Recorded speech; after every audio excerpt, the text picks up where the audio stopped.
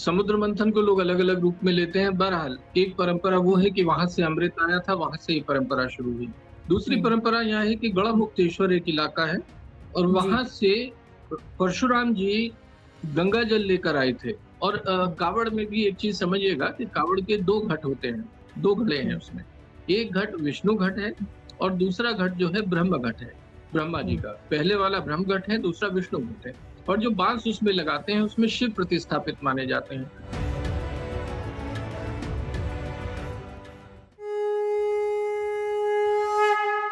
नमस्कार, बहुत स्वागत है आपका जनसत्ता पर। मैं हूँ आपके साथ निहारिका श्रीवास्तव।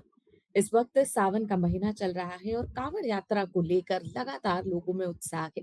बहुत सारे लोग जानते हैं कि कांवड़ यात्रा क्या है, क्यों की जाती है, लेकिन बहुत सारे लोगों को इसको लेकर कंफ्यूजन भी है।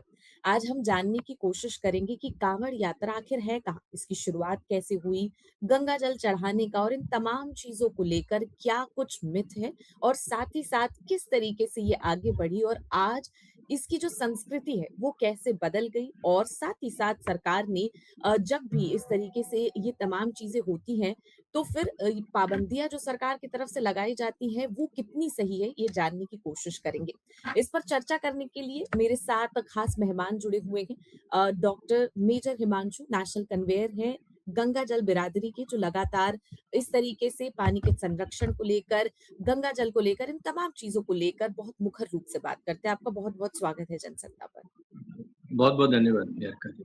सर, सबसे पहले यही जानना चाहूँगी कि जो ये काँवड़ यात्रा है, उसका इतिहास क्या कुछ है और इसकी पूरी पृष्ठभूमि क्या है? ये इसकी शुरुआत जो है वो कैसे हुई? क्योंकि ज़्यादातर लोग ये बिल्कुल जानते नहीं हैं। जी, इसके विषय में कई किंवदंतियाँ हैं। एक और इनके सारों के मूल में शिव जो कि कल्याणकारी हैं, शिव जो कि असीमित हैं, हुँ, उनके मूल में कहीं न कहीं आप किसी भी किंवदंती के मार्फत आइएगा तो आप शिव जी पर जाइएगा।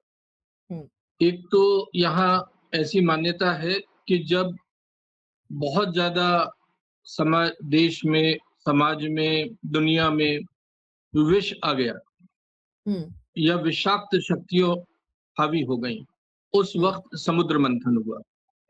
समुद्र मंथन को लोग अलग-अलग रूप में लेते हैं। बहरहाल, एक परंपरा वो हुँ, है कि वहाँ से अमृत आया था, वहाँ से ये परंपरा शुरू हुई। हुँ, दूसरी जो परंपरा यहाँ हमारे यहाँ ऐसा माना जाता है, हमारे मेरठ आस-पास के इलाकों में चूँकि ज़्यादातर हरिद्वार से आते हैं, इस इलाके से दूर-दराज तक जाते हैं, राजस्थान तक, गुजरात तक सब लोग जाते हैं।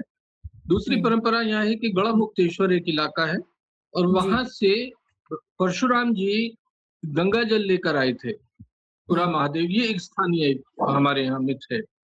हुँ, तीसरा एक बड़ी चीज़ जो जुड़ी है मातृ-पितृ भक्ति से, सेवा से, बुजुर्गों की सेवा से, वो श्रवण कुमार जी की परंपरा है कि वो अपने हुँ, माता-पिता को कावड़ में लेकर आए थे। सिर्फ़ ये एक धार्मिक कर्मकांड नहीं है। अगर इसे एक हुँ, धार्मिक अनुष्ठान या कर्मकांड के रूप में आप सीमित करेंगे, तो आप इससे हुँ, अन्याय करेंगे। इसको न्याय करने का या सही अगर यदि वैज्ञानिक दृष्टिकोण से भी आप देखेंगे और अगर आप हुँ, साइकोलॉजिकल स्टडी भी करेंगे, तो व्यक्ति एक तरीके की मन्नत यदि माँगता है, मैं कह रहा हूँ वो घोर लालची है, वो मन्नत माँग रहा है। वो मन्नत भी माँग रहा है तो हमारे यहाँ तप की परंपरा है, वो तपस्या जी, करता है, वहाँ से आता है। और जो सच में कावड़िए हैं, वो संकल्पित होते हैं। वो हुँ, बहुत ही संकल्पित होते हैं। और आप ये देखिएगा कि जो आपने ज़िक्र किया कि कई दुष्परिणाम भी देखने में आते हैं, कई हुँ, गलत चीज़ें भी देखने में आती हैं, जिनका आपने ज़िक्र किया। दरअसल वो कावड़िया हो ही नहीं सकता क्योंकि कावड़िया तो बहुत ही हुँ, संकल्पित होता है, वो तो एक-एक साँस वो जैसे योगी की तरह है ना? श्वास पर श्वास गति विच्छेदस्य इति प्राणायामः, तो वो एक-एक साँस को अपनी तौल के चलता है और उसको एक नियमित समय में वो इससे नहीं है कि डीजे बज रहा है, नहीं बज रहा है। ये देखिए 2 इसमें 2 भाग हैं। एक भाग है संकल्प का, एक भाग है तप का, एक भाग है आप उसे धर्माटन, तीर्थाटन कह सकते हैं। हुँ, एक है जो कि मौसम बदलता है, उत्सव का। तो इसमें हुँ, उत्सव का भी है। इतनी ब गर्मी होती है, भीषण गर्मी होती है, उसके बाद जब पानी बरसता है, तो आदमी ही नहीं, आप जीव-जंतु को देखिए, वनस्पति को देखिए, वो खिल जाता है। तो ये हुँ। एक उत्सव का भी तो उसमें उत्सवजीवी भी आते हैं, उसमें कोई बुरा मानने की बात नहीं है। हाँ, अति हो जाती है तो उससे मैं आपसे सहमत हूँ।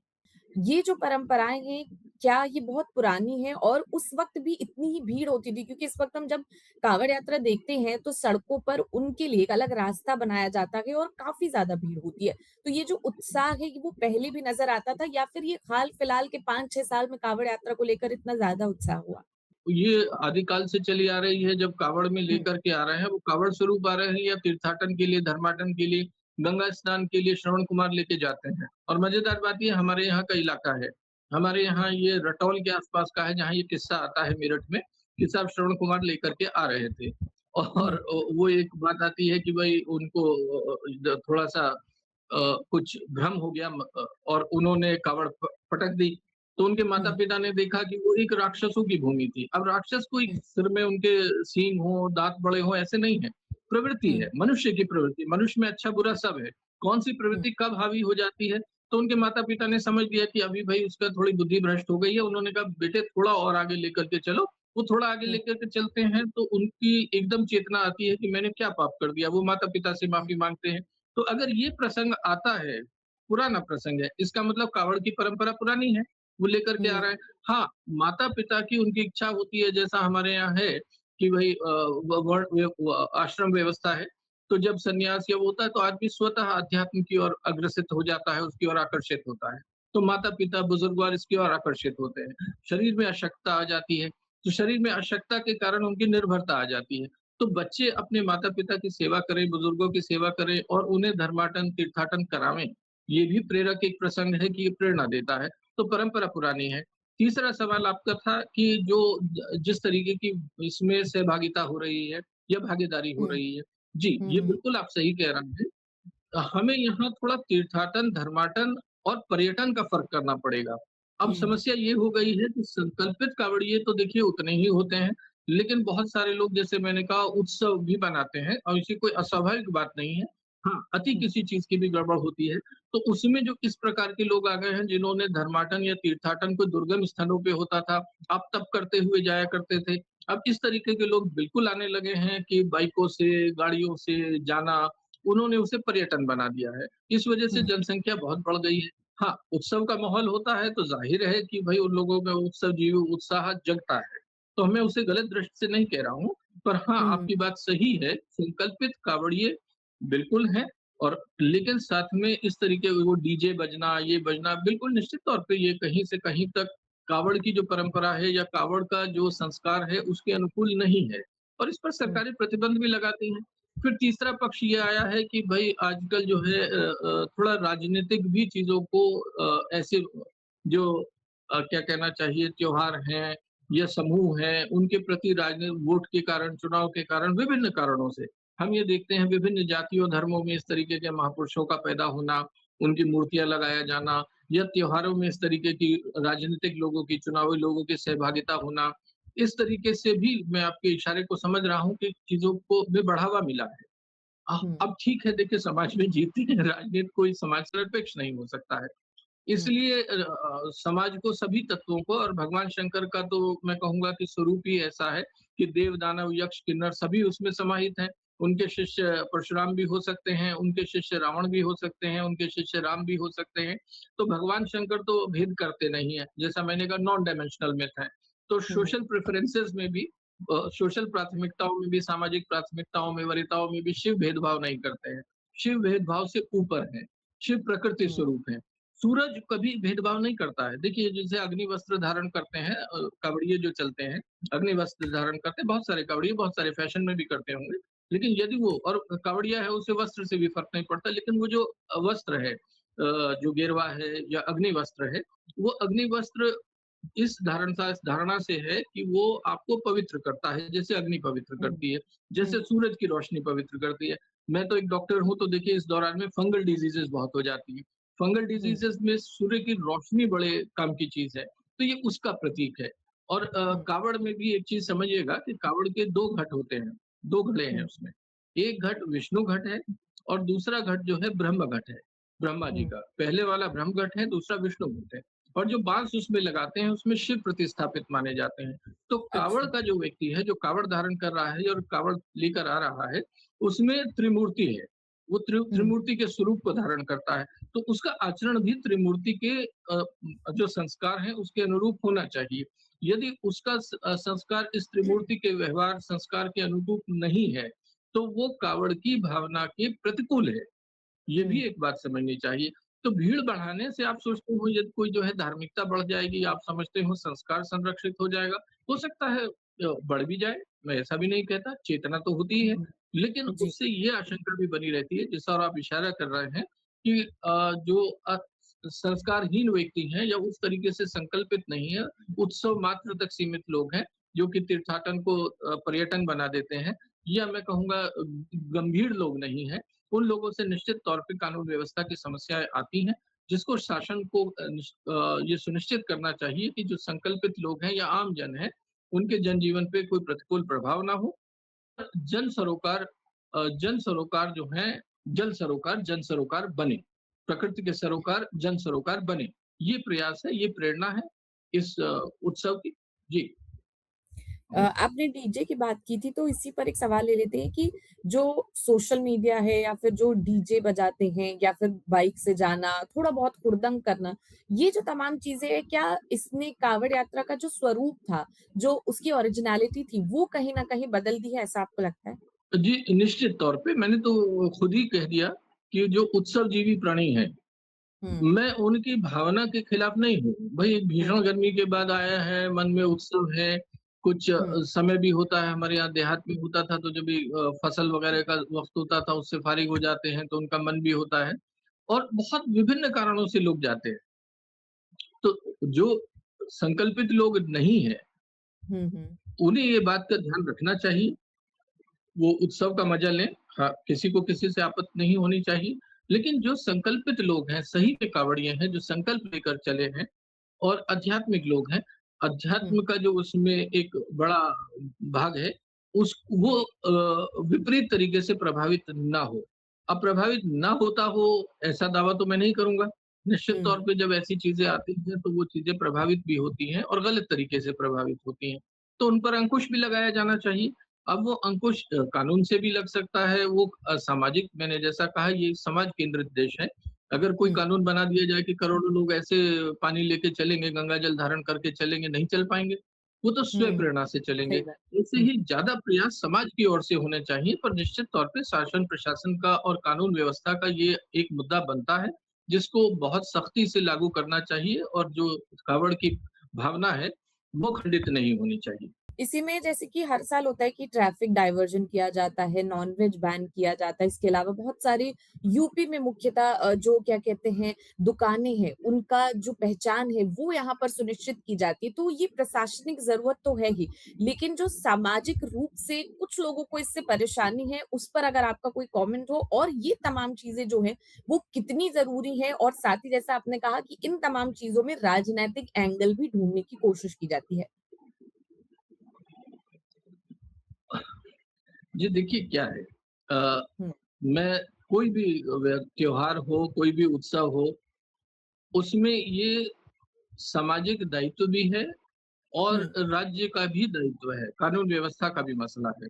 वो चाहे ईद में हो, जमात हो, चाहे वो कावड़ हो, ये राज्य की ज़िम्मेदारी है वो सुनिश्चित करे कि जो धार्मिक लोग हैं, अनुष्ठान में या इसमें जो लोग जी। हैं, संकल्पित लोग हैं, हुँ, उनको दिक्कत ना आए, पहली बात। हुँ, हुँ, वो बिना किसी जान-माल की हानि के सुरक्षा से, सुविधा से संपन्न हो।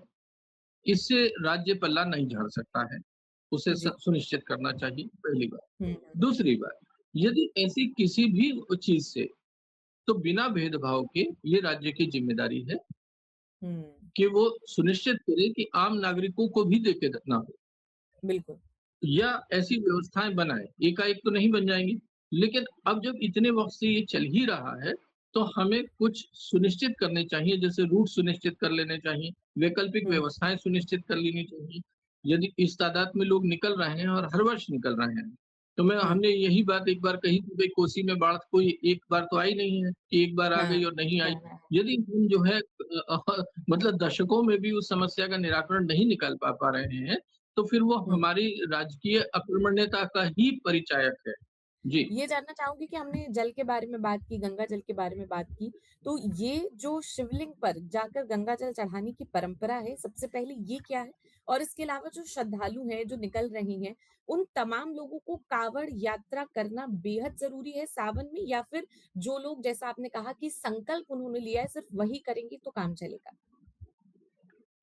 देखिए हर व्यक्ति तो नहीं कर पाएगा, हुँ, या हर वर्ष हर व्यक्ति नहीं कर पाएगा, या हर बार हर व्यक्ति नहीं कर पाएगा। हुँ, तो जो ऐसा परिवार चलता है हमारे यहाँ, बड़ी मज़ेदार चीज़ है, जो बच्चे फ़ौज की तैयारी करते थे और दौड़ लगाते थे, हुँ, वो बच्चे, एक कावड़ होती है, डाक कावड़, तो उसमें अच्छा, स्प्रिंट लेनी होती है और हुँ, उसमें रुक नहीं सकते हैं आप, और कुछ हाँ, घंटों में वो लोग जो है जल को लेकर के आते हैं, कुछ घंटों में।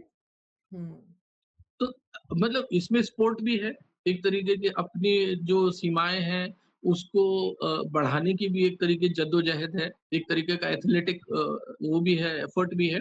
वो बच्चे उसे जो है कुछ घंटों में ले आते हैं जल को, और हुँ, नॉन स्टॉप चलती है, 100 मीटर के स्प्रिंट लगाएँगे, 10 बच्चे होंगे, 15 बच्चे होंगे, हुँ, और चल तो इसमें हर प्रकार के लोग आएँगे। वो कावड़ संकल्पित का ये भी एक तरीके का संकल्प है कि आप अपनी एथलेटिक स्किल्स को वो करते हैं।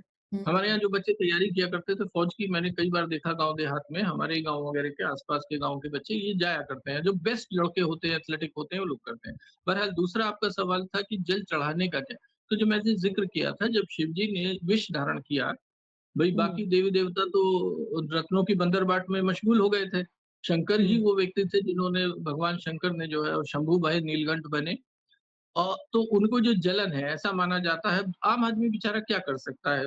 ऐसे हुँ, भगवान स्वरूप के लिए क्या कर पाएगा? लेकिन वो उनकी पीड़ा में कि जो उन्होंने कल्याण के लिए बलिदान की दृष्टि से की है, उसके प्रति, उस दिव्यता के प्रति, उस त्याग के प्रति, बलिदान से प्रेरित होकर के आम आदमी जब उनको पीड़ा में देखता है कि गले में उन्होंने गरल धारण कर लिया है, विष धारण कर लिया है, जिससे वो जल रहे हैं, तो ये एक तरीके का सिंबल है, सांकेतिक है कि वो घड़ों में बरते हैं, तो वो आम आदमी कर क्या सकता है बेचारा? तो वो पैदल चल के इतनी दूर से गंगा जल लेके आता है, गंगा जल जो कि शुद्धता, पवित्रता का प्रतीक है, शीतलता देगा।